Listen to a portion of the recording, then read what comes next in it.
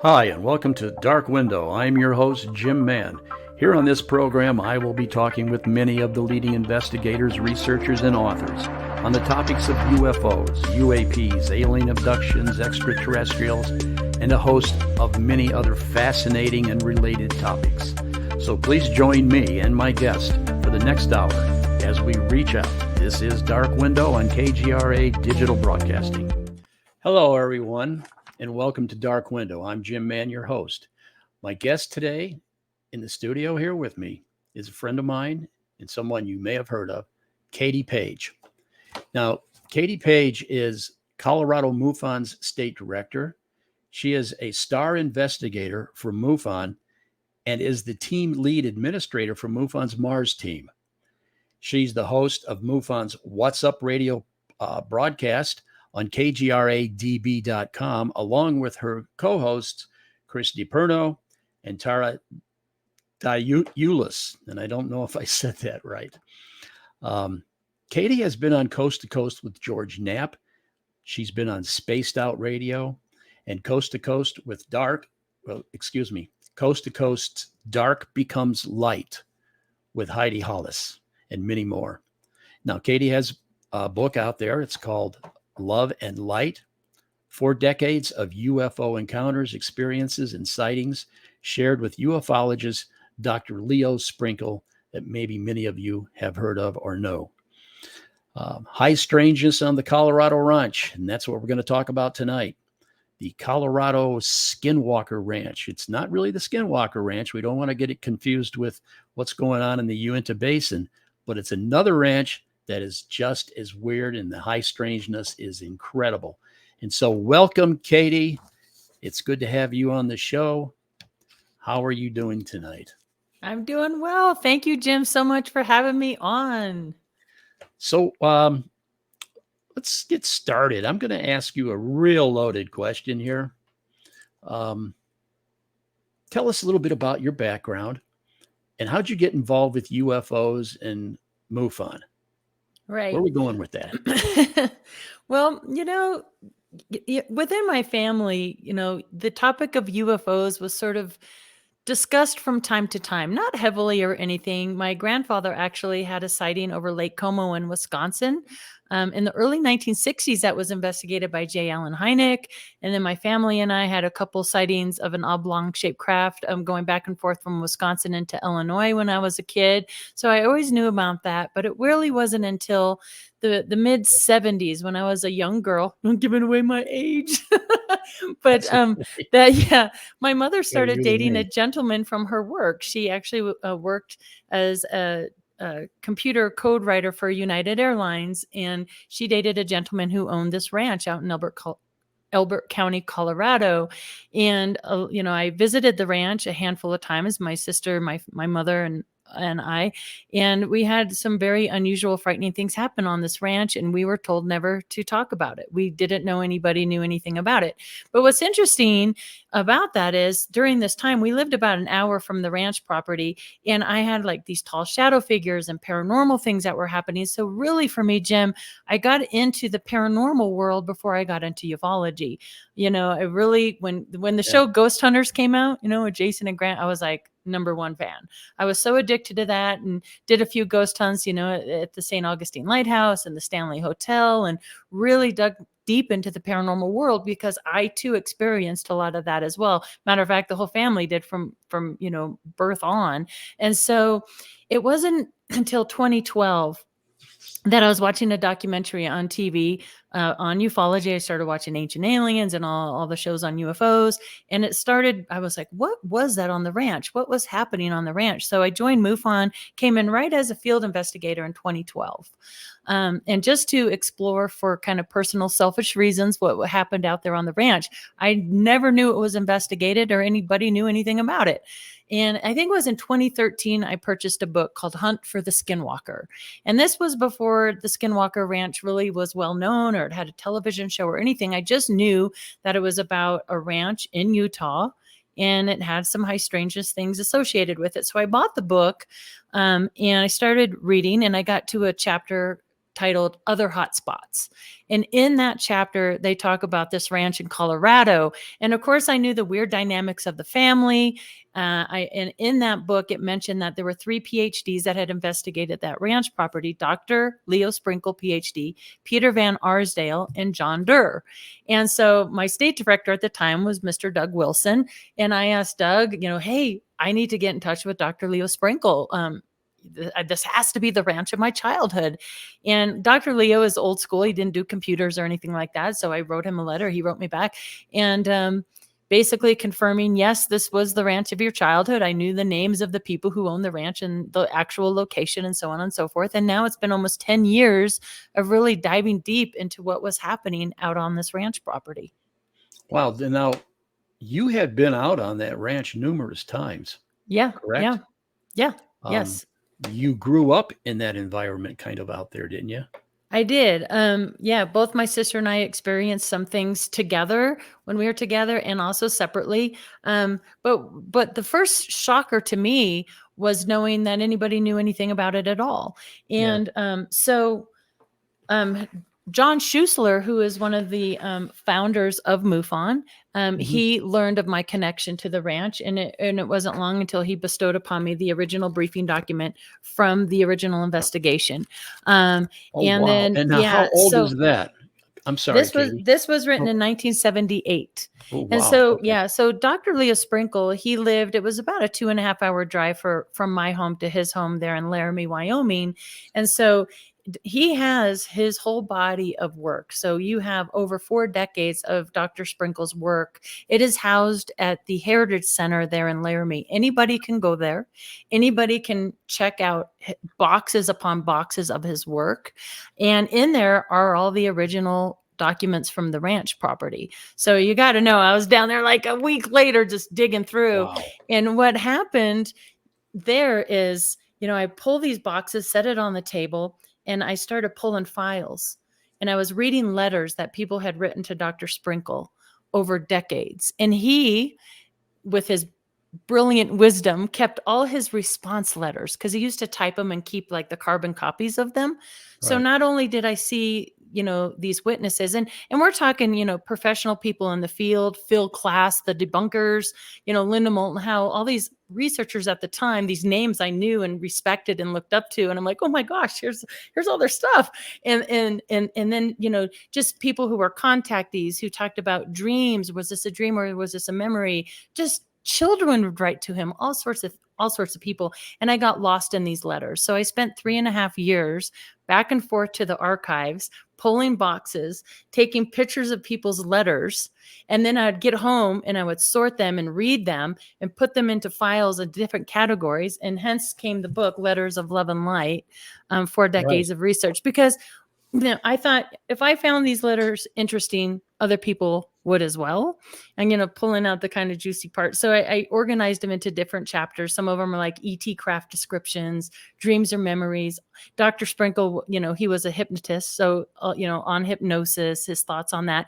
And what I love about it the most is you kind of get to see Dr. Leo's train of thought through the decades, how he kind of progressed as a researcher and a hypnotist and a psychologist. Mm-hmm. So, that was a huge passion for me. And I'll tell you the one thing, Jim, that book did for me was it made me humble really, really fast, because as I'm an investigator and I'm researching the ranch in Colorado, I'm thinking I'm like onto these great new ideas, on frequency and vibration and magnetism and, all this stuff that to me was new, but I'm reading the letters like from the 60s going, womp, womp, womp. They knew about this all this time ago. And it's like we have to keep on reinventing the wheel, It's like, oh my gosh, we need a system. So new people coming into the field, and there's a lot of new young people coming into the field now, which is so great, that we don't want them to have to read 1,000 books, and go through all the pains that so many of us have had to do just to get to a certain point. Like I would love like just a huge database system where all like a super smart computer that can just take all this information and give us these answers, so yeah. But let me, we're going to get back to this ranch in just a minute. MUFON, Colorado MUFON. You have been state director for how long? It's a couple of years now. Yeah, I was Couple of assistant years. state director for numerous years before that. So it feels like a longer time, but Does it? yeah, it's been a couple of Is years. it pretty busy for you as It's the very state? busy. We have our meetings the second Saturday of every month, and so we just this last Saturday had our meeting, and there was about 60 people there, And do and we you have a average about guest? six. Yeah, A we guest had speaker? we had Dr. Simeon Hine as our guest, Oh, and it's wow. always a Okay. wonderful time. And Mhm. we try to bring in a good 6 or 7 really great speakers per year. But it's we have just a wonderful group here, just like Phoenix does as well, and others across the country within MUFON, and they become your second family, and you Oh, just learn so absolutely. much from bringing people in. Of course, David Pilates, he brings in a big crowd every time, and Did you have it's just a David? fun way. We did have David, Did you? yes, yeah, Wow, yeah, a couple times actually, yeah. Now, great. so because he's local for us, so that helps. So It's- is Colorado sort of a hotspot for UFOs, or what would you say? Yeah, I very much so. I mean, San Luis Valley, we still get a lot of reports out there in the Crestone area as well. Even in here close to my home, I'm up towards Woodland Park, so Colorado Springs is right down the hill, and that's very active. We get a lot of report sightings out of the Springs because, of course, we're surrounded by all the military bases. So I'm sure a Right. lot of these reports are probably our own. As a matter of fact, I just went and visited my sister last week, and she's in Parker, and she's like, I saw this just helicopter just slowly escorting something, just a light, just escorting this. It was almost like, a military hop. I don't know if it was escorting our own secret craft or what, but we get reports of those things often. And again, like a lot of the statistics show, 9 times out of 10, we can identify what people are reporting, but we are left with a good, that 10% margin of unknown Right. sightings. But right now, it's our slow time. Like right now, I think Colorado has only like 6 open cases right now. I Really? think we Okay. closed one today. Yeah. And in the spring and summer, when people are outside, those numbers go way up. So. And so how many actual field investigators do you have working the field? Yeah, we have 14 active field investigators in That's a good Colorado right team. now. Yeah, we have a really good team, and we have some new people coming in and training, and that's always fantastic to see as well. So Now, I think through the training we of course there's the boot camp in Phoenix, that's always great.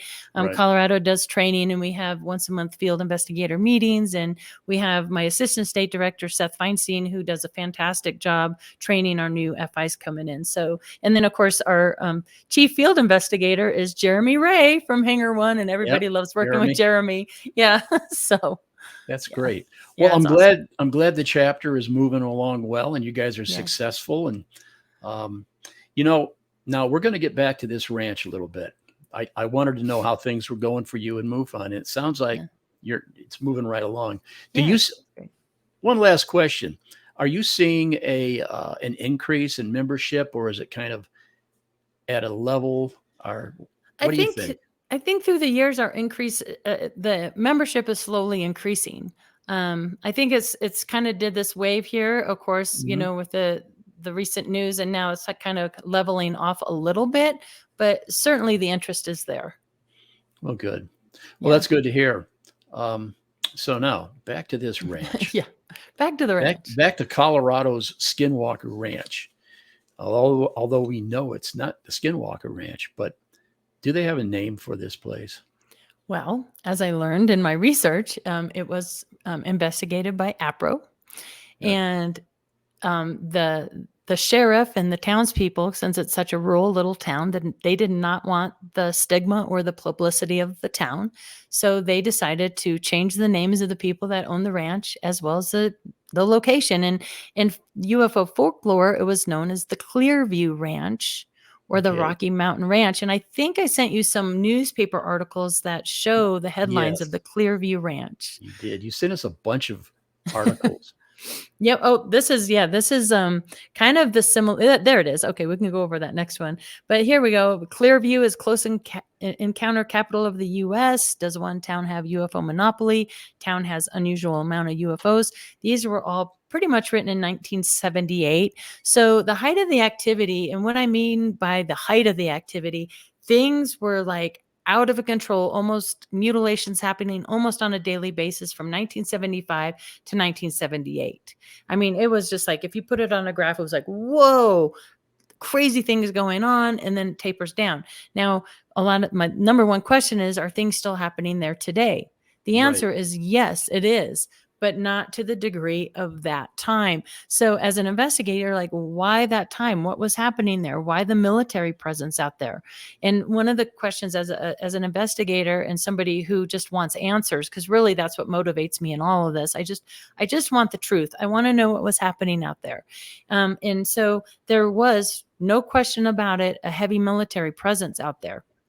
And so it was always sort of like, is this the chicken or the egg, right? Was there UFOs and unknown paranormal activity, and then the military came in to investigate it, or was that reversed? Chicken or egg. How much of it was caused by the military? How much of it is unknown UFO paranormal experiences? So, fortunate for me, I had somebody who has just been a fabulous, wonderful friend to me and has helped fund some of my research. And I've been able to fly out and do interviews in Florida and drive out and do interviews in Wyoming with the sheriff at the time. There was two. The sheriff of Elbert County was a person named George Yarnell, and then the undersheriff was Bill Waugh. And Bill Waugh has since passed, as well as George Yarnell. But I got to fly out to Florida and interview his widow, Jean, and his son, Keith, and spent the day with them. And she was wonderful because she pulls out this big binder. It was like this thick. And she's like, look, I saved these all these years. And it was all the newspaper articles from back in the day. And I was just like, holy cow. And why that's such a treasure trove for me is, you go through and you pull all the names of these people that are mentioned in the article. And there was over 250 names. And what I also learned from that is that this phenomenon wasn't just located on the ranch property on the 60 acres. It was the whole entire town of Kiowa, Colorado, Elizabeth, Franktown, Simla, Rama, Calhan. It's this whole stretch in Elbert County that was affected by these mutilations and this high strangeness.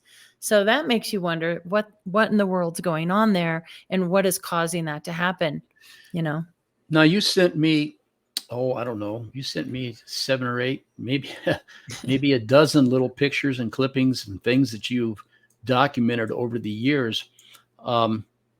Patricia, could you pop up some of that? Maybe give us a little bit, because I want to know what exactly happened out there. What are we talking about? What sort of... You and me both. Yeah. So these are so one of the very first things that was reported when the family bought the ranch property were these bangs and sounds from underneath the ground, and also these humming sounds. Sometimes these humming sounds, which is something that I witnessed as well, would get so loud that you couldn't hear yourself speak over it. So there's these strange humming sounds. Then, of course, there's the cattle mutilations, which weren't just cow, but horse, sheep, and even dog were reported being mutilated out there. This, of course, was all across, like from Montana to Wyoming, down to Texas, a few in Arizona, Kansas, Nebraska, that whole midsection of the United States was experiencing these mutilations. And Bill Waugh, the undersheriff, Gene was telling me that, and Keith, he had a map in the station, and they would put pins in where these mutilations were happening, sometimes same day within a few hours of each other, one in Montana, one in Colorado. And so they were really trying to figure that out. And back in the day, they suspected maybe these were like satanic or cult activity, right? And I at least gotten to the point where there's no way this was cult activity.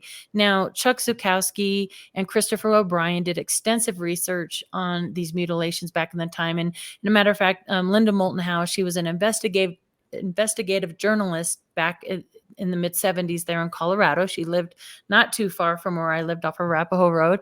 And so, that's where she did her film, A Strange Harvest. And Bill Waugh, the undersheriff, was actually in her film, as well as George Yarnell.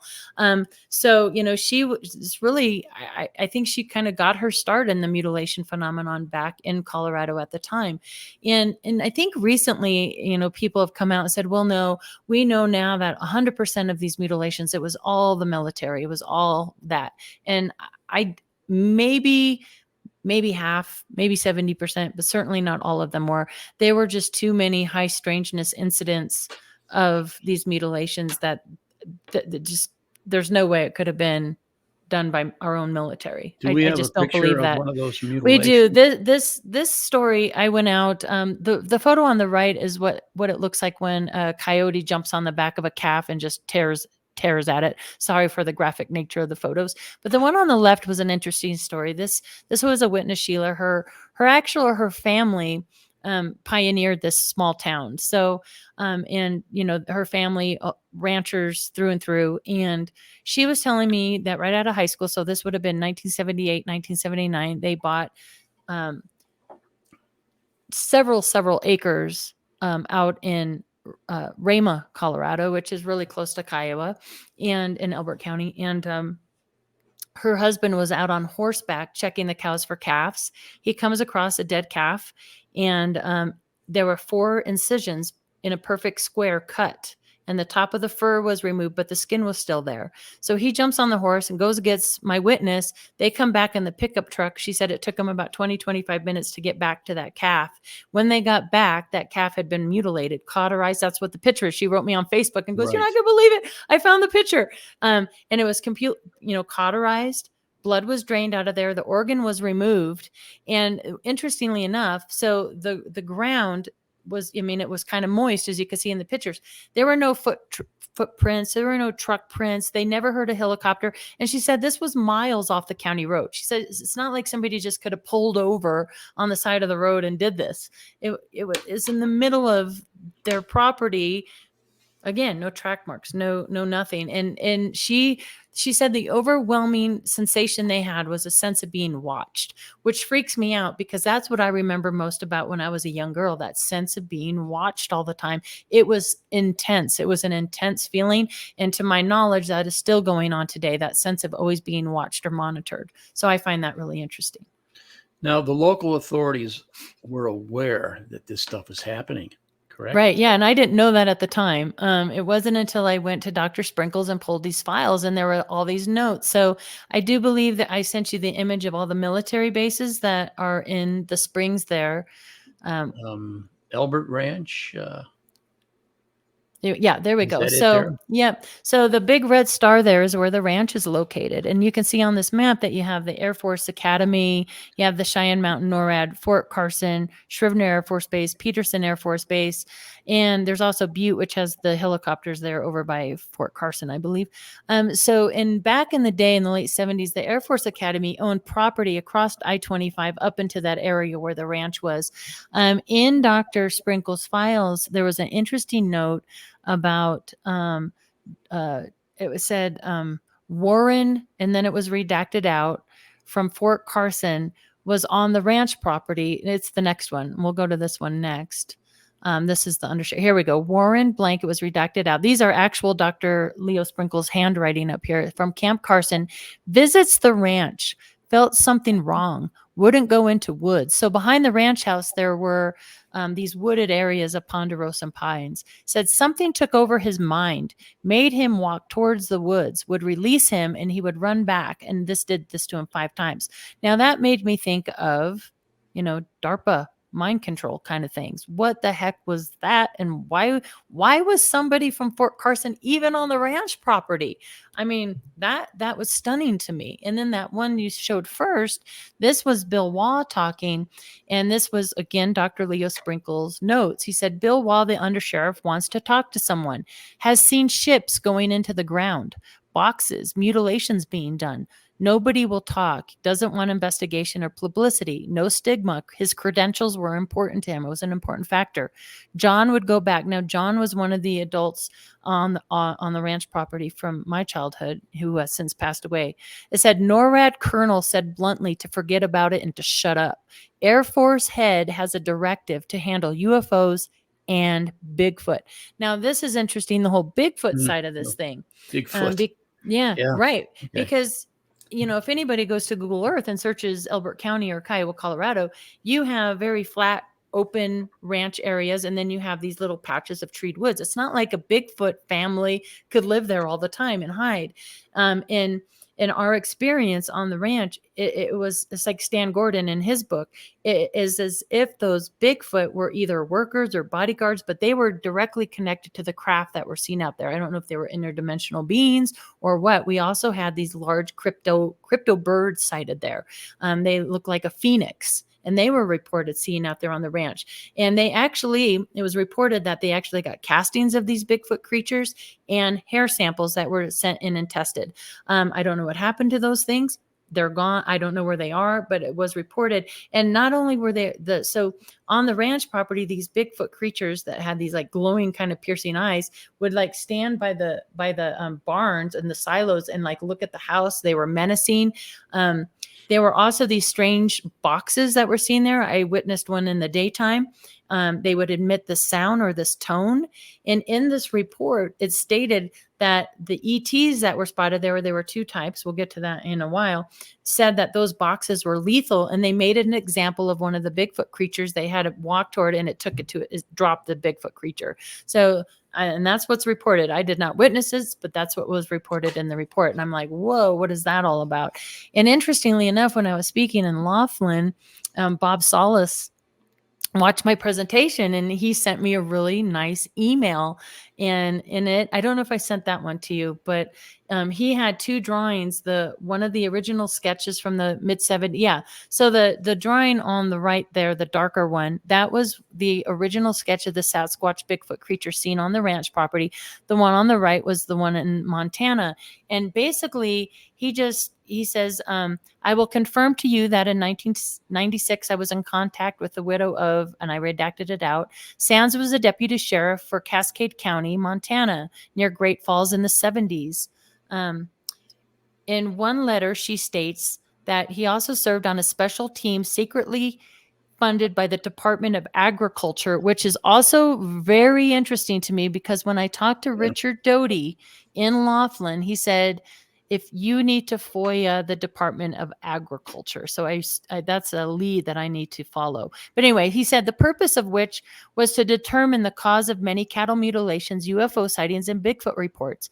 He was asked many times to take polygraph tests of airmen stationed at Maelstrom who had seen UFOs. And in one letter, she states, I am an artist. And in 1977, so the same year, we were called to the sheriff office to draw a picture of a Bigfoot from an eyewitness who passed the polygraph. This is confirmation to your story. And then he also recommended the book Mystery Stalks the Prairie by Keith Wolverton.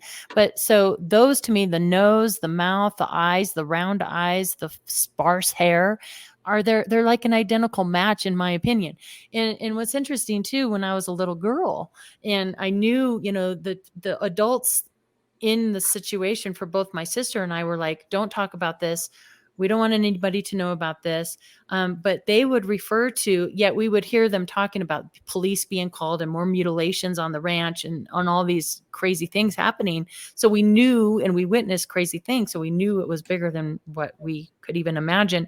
But they called those the white fuzzies. They called them white fuzzies. Oh, and because they had like lighter, like gray hair. They weren't like dark haired Sasquatch, and they were kind of not super thick. They were different looking than your average stereotypical Bigfoot creature. And that's what they called them, white fuzzies, when I was a kid. So my whole life, I'm like, yeah, what about the white fuzzies? And my sister and I were talking about that. And at the time, and I don't know if people will remember it, but like from 75 to like the early, like 79, there was a really popular children's book called TAs for Tots. And they talked about warm fuzzies and cold pricklies in those books. It was really popular. And I'm wondering if that's why my mom tried to make them less scary sounding. Oh, they're just white fuzzies, So that's how I remembered being referred to them. Yeah.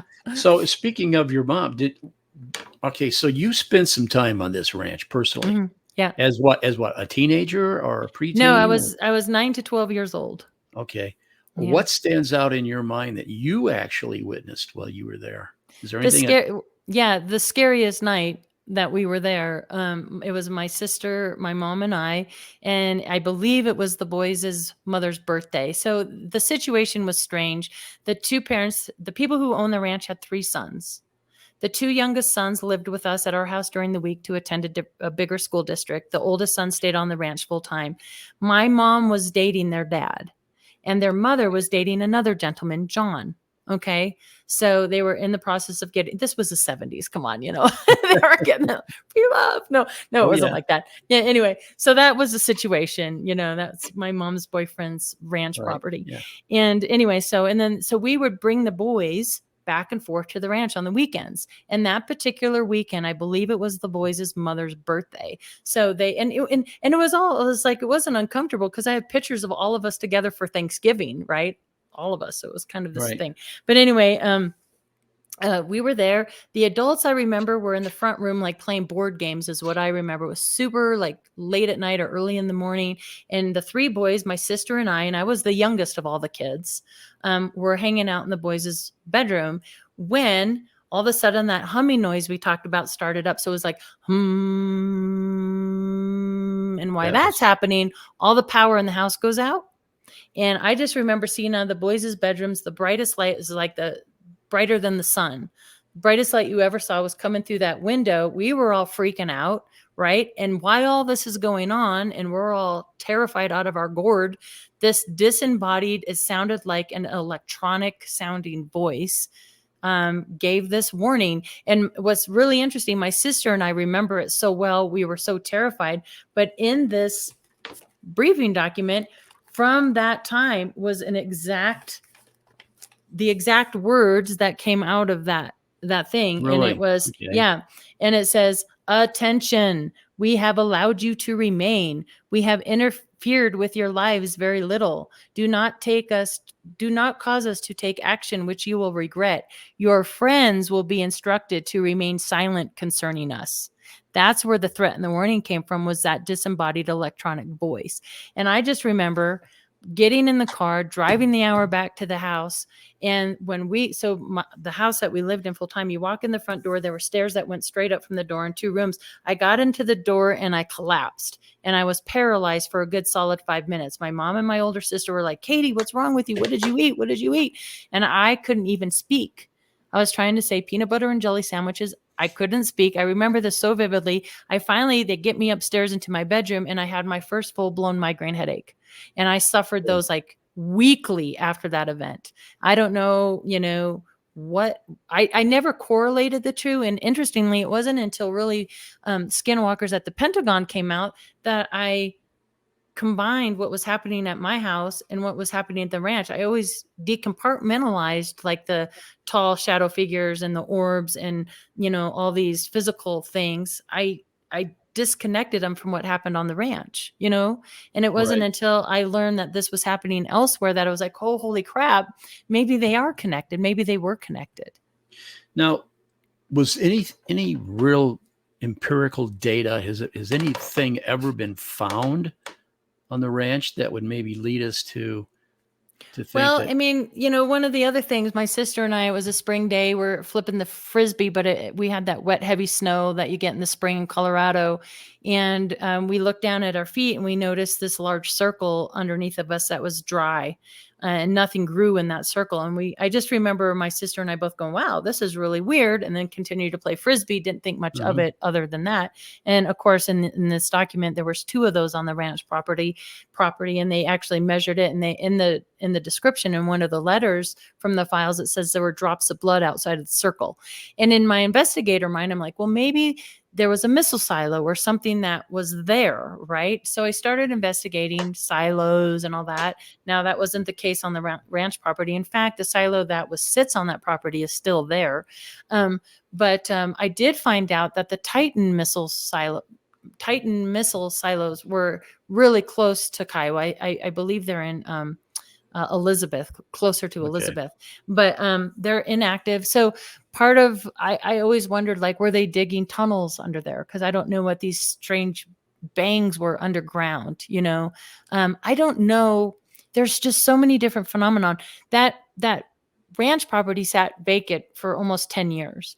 And there were reports of orbs flying on and off the property. There's also a nearby ranch, and people can go on YouTube and look up the is called the Buffalo Ranch, and that's really close to Kiowa as well. That's Jeffrey Saylor's the Buffalo Ranch, and he talks about Right. his buffalo being mutilated and strange things with triangles and paranormal things. And so you had all this activity, the paranormal stuff, the mutilations, these orbs flying off, UFO sightings, circles on the ground, strange helicopters that were, even the sheriff, even Bill Wannam, they would have these what seemed like silent balls of light coming on and off their properties, and then helicopters after that. And they were, the interesting thing about these helicopters too, and there's newspaper articles about it, that's how I found out about it, but they would menace people, like chase young kids in fields.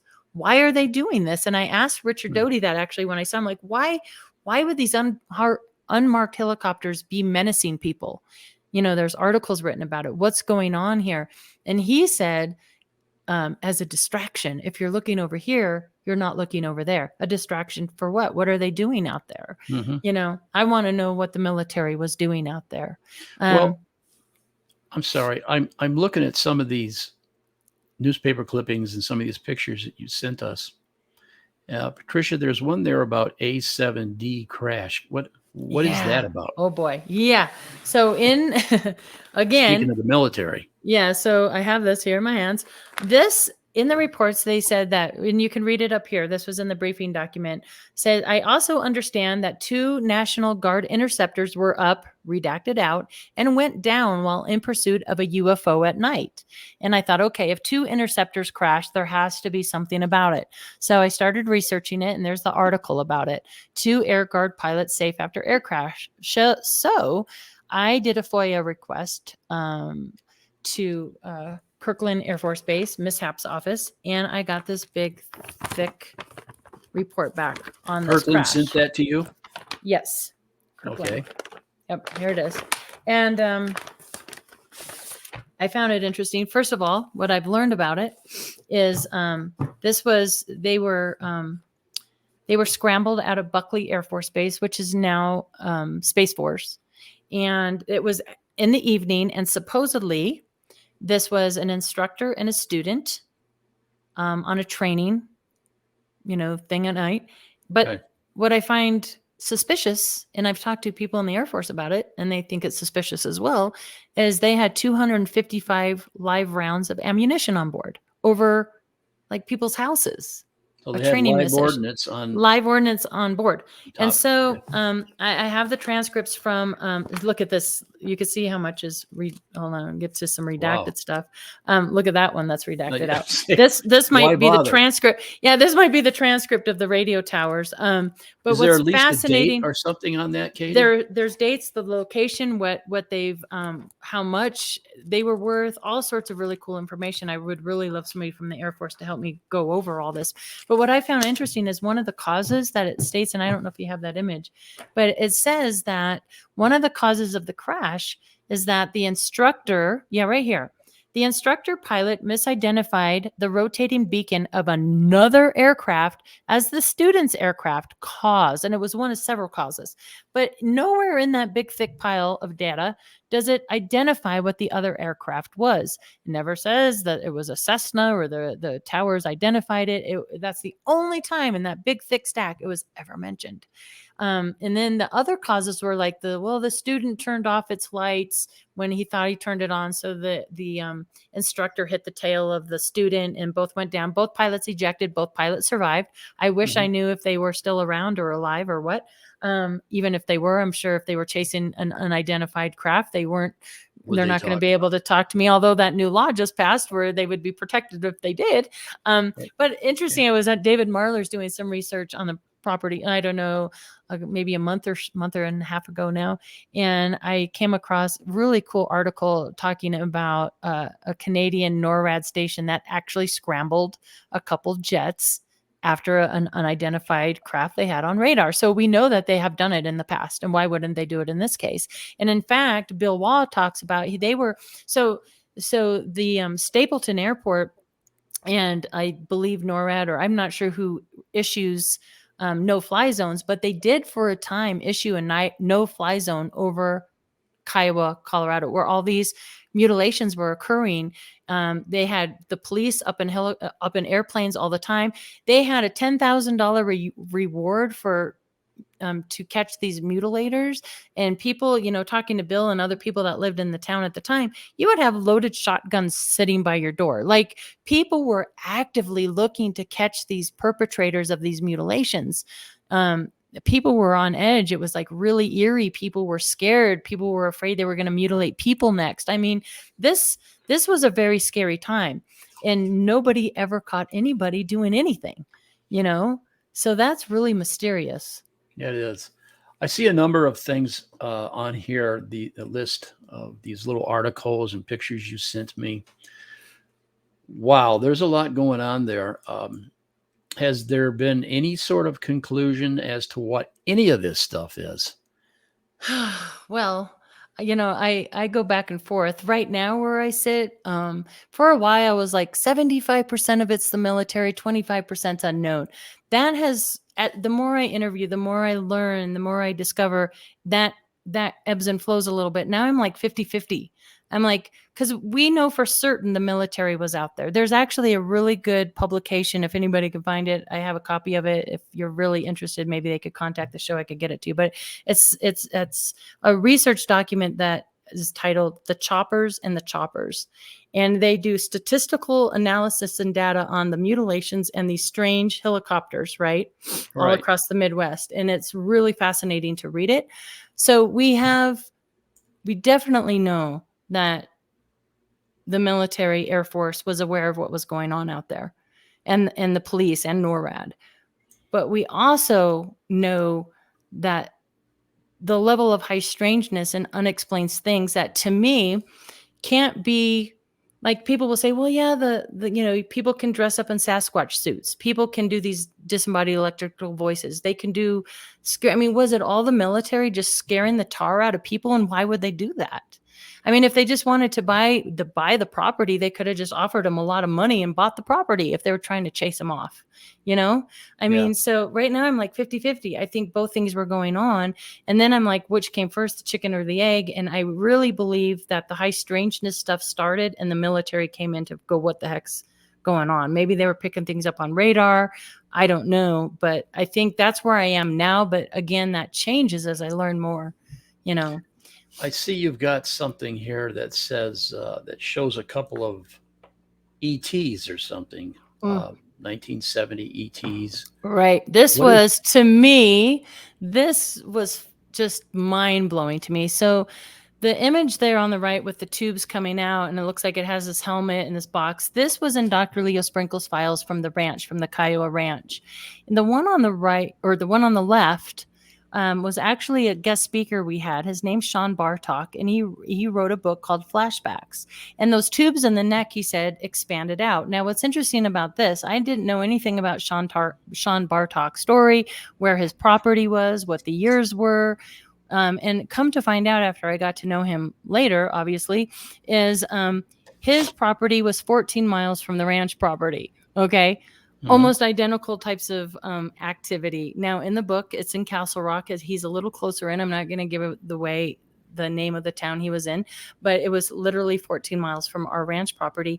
And when he pulled up those drawings of that ET being, because I had already had the drawings from Dr. Leo Sprinkle, and I thought, these are so unusual looking. I've never seen anything like these, like in, magazines or movies or articles. I didn't share them with anybody. There's another image of them, because these guys had like this box thing, and then these like here, that's the original drawing. That's incredible. From the ranch, like these spindly spider-like arms. And actually the description, that box panel, I don't know if it was a protective something, but it actually came out to a point. And the one on the right is Sean Bartok's with the tubes coming out. And and the reason I have AI there is because I was at the grocery store standing in line, and there was a magazine called Popular Mechanics, and the front cover was all on AI, and you see how they have those tubey things in the neck. And I was like, oh my gosh, maybe those were AI. And maybe they were connected to those strange mechanical sounding boxes out there, because what was reported in these documents, and I never witnessed ET out there. I witnessed shadow figures in my room, but not ET. And, but what the report said was that there were two types of ETs spotted out on the ranch property, and they were in conflict with one another. One of them were these AI crazy looking dudes. And then the other ones were like Nordics. Right. And they were like, we're doing our thing here. You guys are, don't mess with us. We won't mess with you. And so, yeah, isn't that Well, crazy that's though? all. Yeah, that's pretty interesting. Yeah. Let's go back to your book. Now, what can you tell because we're coming down to the last 5 minutes. Oh, man. What can you tell us about your book? Well, I could tell you that I just find it fascinating because the way it's organized, you can just go through the decades and just see cases that really weren't well known. There's some really great information about Francis E. Warren Air Force Base that I found interesting. Mass sightings over that, because I do believe a lot of the UFO activity around military bases and missiles and nukes and all that. I think there's a lot of truth in that. There's a really cool case from the 1930s from a pastor in Snowflake, Arizona, that is almost identical to Travis Walton. And again, Travis Walton was 1975. So for me as a UFO investigator and researcher, if anybody brings up the 70s, I'm all about it, because to me, that's my favorite decade to research. I mean, it's before internet and cell phones and all this stuff. And I think it's an overlooked decade. I think there was a lot of interesting activity going on in the 70s. And in the Mars program, which you mentioned before, the MUFON Research Redacting Archive team is it's all that pre-CMS, pre-computerized cases. And I found another interesting ranch in Ohiopyle, Pennsylvania. And of course, there's Marley Woods, and there's Trey Hudson's Southern, and of course, Skinwalker and Bradshaw and Blind Frog. And there's these locations all across that have these things in common. And I think they're all important. I think they all need to be looked at as a whole and not just, one at a time, because they have something in common. Personally, I think it's, water, which David Paulides talks about. A lot of these disappearances around water. And in fact, he's close to Wyoming and Colorado for some of these missing people, but also electromagnetism being highly magnetic areas. So what is on your schedule now coming up in the next month? Do you have conferences that you were speaking at, or so what's going on? Well, yeah. Dave Scott from Spaced Out Radio is having a cool fan party in May, the weekend of May 20th. So I'll be out there in Vegas for that. That's fun. I'll be out in Roswell at the UFO Expo out there in Roswell in March. I'm not going to be speaking there, but I'll be hanging out with the KGRA group, and that should be a lot of fun, conducting interviews. And, for me, speaking is nice just because it gets all this information. You work so hard, you want to share it with others. But it's also great just to attend, because you get to meet people and hear stories. And every time you go, you meet somebody else that has some other key piece of information. And to me, that's what it's all about, Yeah, it's this entire field of research is amazingly interesting. Yeah. And you can have a lot of fun doing it. Right. And we all do. And we've been doing it for a long time. And at the same time, we're what do I want to say? It's fascinating and fun. I guess that's where I'm going with this comment.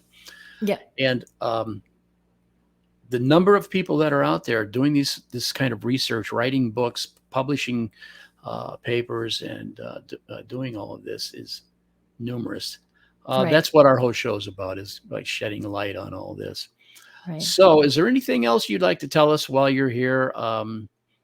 We're out of time pretty much, but is there anything we missed here? Now, I do see one small article about metal found. Oh, yeah. Do we have time to talk about that? Yeah. It's just really short. It was just in that big pile of newspaper articles. And I just thought it was interesting because south of Rama, again, really close where my witnesses are and really close to the ranch, mysterious blanket of metal found in field. And you read this article and there's a photograph of it. It looks very unusual. It was taken off to a lab, disappeared. So it was just another one of those things with more names and more people. And I guess what I'd really like to say, I mean, if the chances of anybody from this area that knows anything, that was in the military, was in the Air Force, if you know anything about this, please, reach out to me and contact me. And you can do so by going to cohosts.net, and you can contact me off my website. That was going to be my Yeah. next question.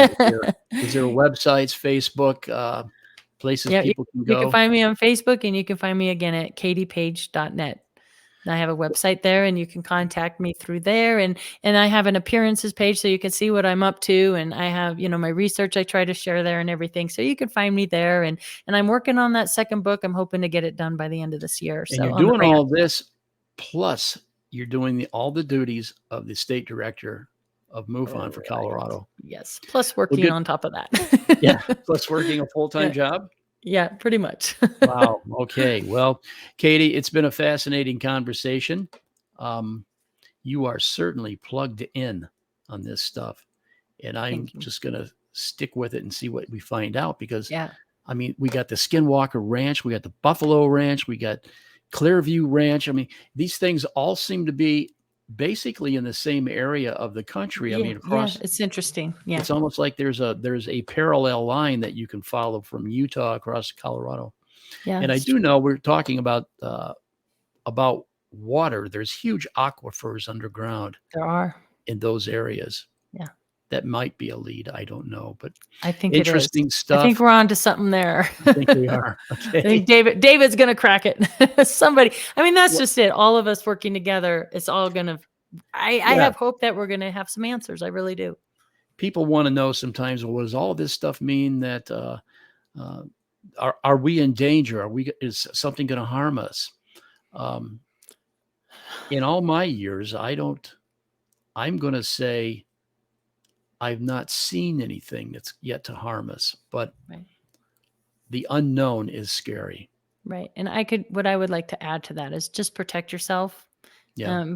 Surround yourself with white light and positivity and good thoughts, and don't let anything bad, because at the time on the ranch, some of it did seem pretty scary, but it could have just been because I was a little girl and it was all terrifying. But now as an adult, I try to ground myself and protect. So always protect yourself and be positive. So. Well, that's a good place to stop. So Katie, thank you very much for coming on my show. Yeah. Thank you for having me. Oh, absolutely. And I'll have you back if you're willing to come back after you write your next book. Yeah, absolutely. I'm here. Right? Yeah. Yeah.